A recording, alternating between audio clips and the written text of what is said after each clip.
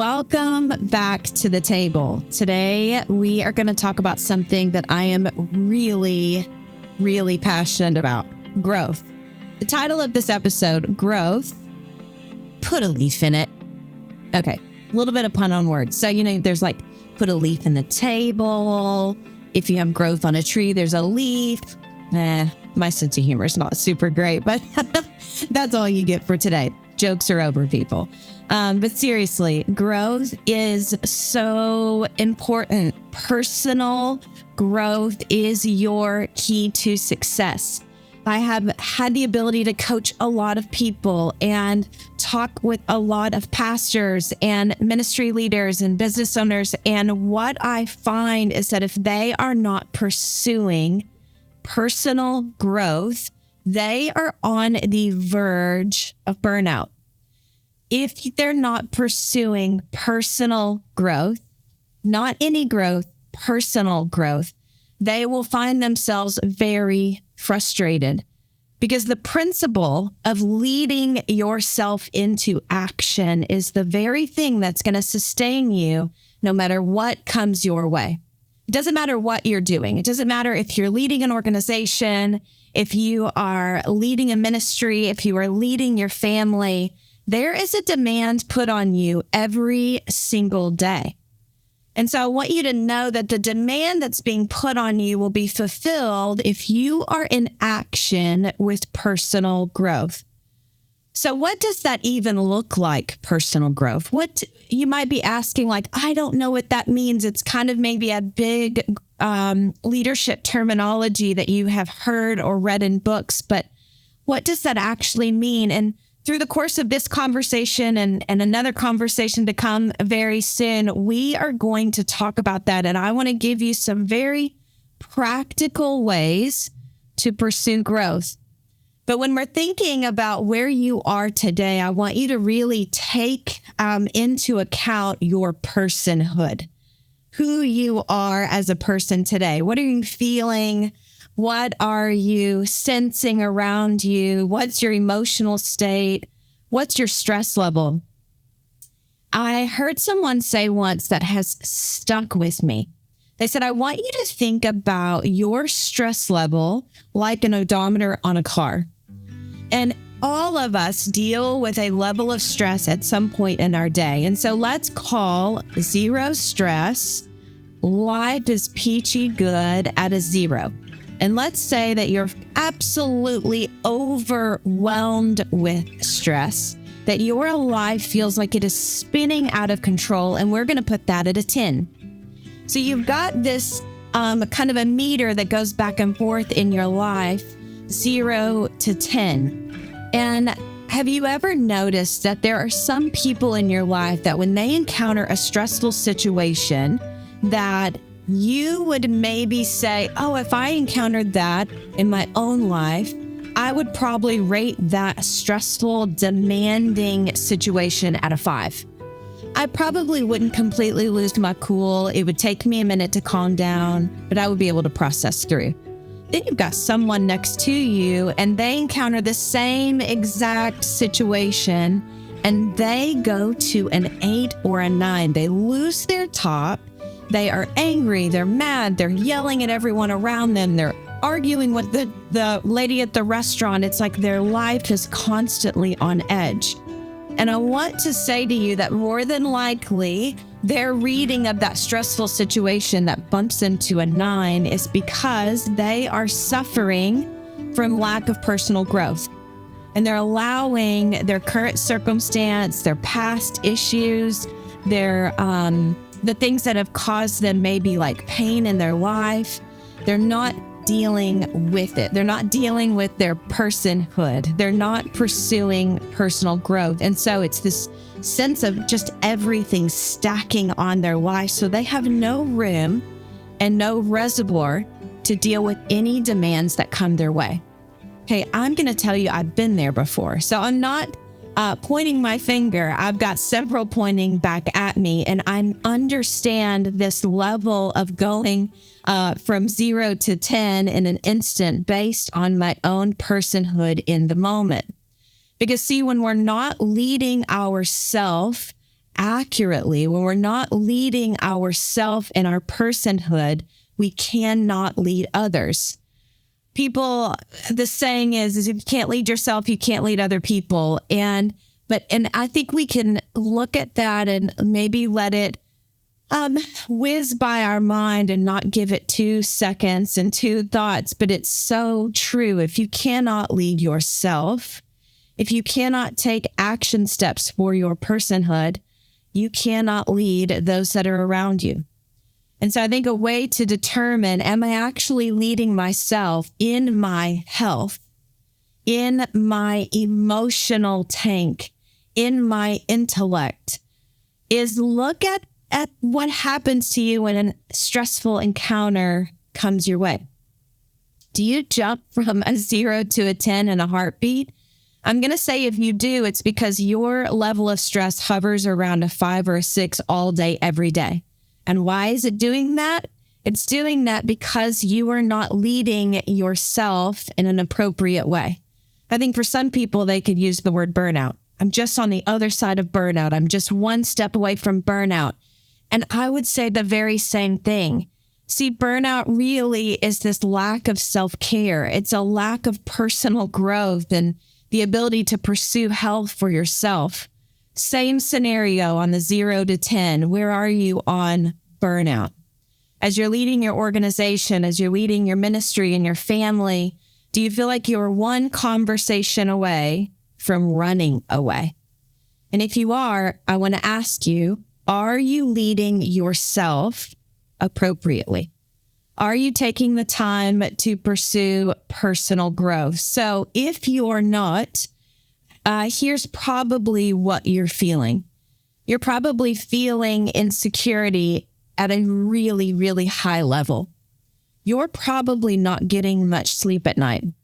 You're probably feeling really overwhelmed, and maybe that this word capacity is shrinking in. It's a sense of like the world is caving in around me. Maybe your actual personal health is suffering. Maybe now you find yourself reaching for one more drink at night. I have to have a drink in order to decompress from my day. Maybe you reach for sugar, or maybe you reach for an escape and you hide yourself away. I'm going to say this, maybe you're reaching for pornography. Maybe you're trying to escape into a world because you have lacked personal growth, pursuit, and action in your life for so long that you've escaped into a fantasy world to try to cope for the demands of the world. So if you're not leading yourself, if you find that you really hover at this stress and anxiety level of like 10 all the time, and you want to make a change, what does actual leading yourself look like once you've experienced growth? So first of all, I want to say, growth sometimes brings pain. That if you have lived in a place where you have not taken care of yourself, that you have not lived with the principle of leading yourself in positive action, that you actually have muscles that have atrophied, that your ability to lean in and grow, and maybe what that looks like is you don't know the right things to choose to grow. Maybe you could say, okay, I've lived in this place where I'm feeling tired and overwhelmed. I'm dealing with depression. I've slipped into fantasy. Now I don't even know what to do. I think sometimes we can find ourselves atrophied and not knowing the right steps to take. And so first, I want to tell you that even you deciding I want to do something different is a win. And I want to say with that thought and with that motive of your heart, you are pursuing personal growth. Congratulations. I want to also tell you and remind you that just like going to the gym for the very first time, you can go into the gym and start working out. And if you have ever been in the gym and then out of the gym for any extended period of time and you go back into the gym, you go back into the gym thinking, oh, I've got this. You put weights on the bar. You're going after it. And maybe day 2, after the gym, you're like, I have never hurt so bad in my entire life. Or maybe you go to the gym for the very first time, and maybe you're going to try to lift some weights over your head and you realize, wow, I can only use a small amount of weight because I have no muscle there to push. That's because your muscles have atrophied out of lack of use. And so it's okay. You're going to need to push through a little bit of discomfort to catch traction for growth in your life. It's okay. And you can do it because your muscles of leading yourself and pursuing growth and action, they will get stronger, bigger, better, and you will find a routine and a rhythm in your life that is going to sustain you. So once you have actually started pursuing growth and you are seeing these muscles start coming to life, maybe you're reading a book, maybe you have signed up for a class or a course in something that you've always wanted to learn, or emotional health or spiritual identity, and you say, I'm going to choose to do something, and muscles are growing and you're starting to identify, wait a second, in my life, I'm starting to feel some peace that I've never felt before.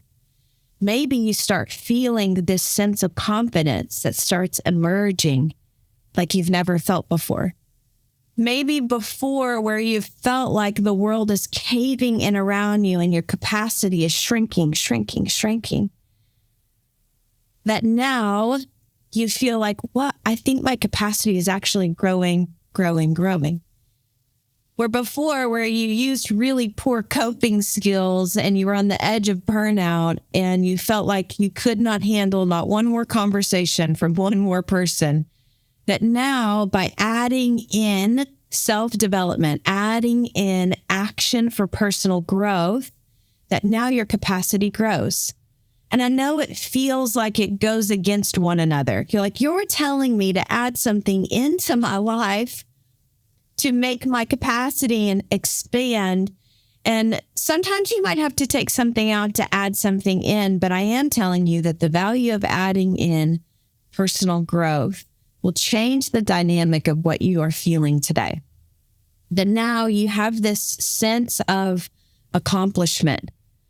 And I think when you are pursuing personal growth first and you're leading second, your sense of accomplishment no longer is dependent upon the people that you're leading's wins.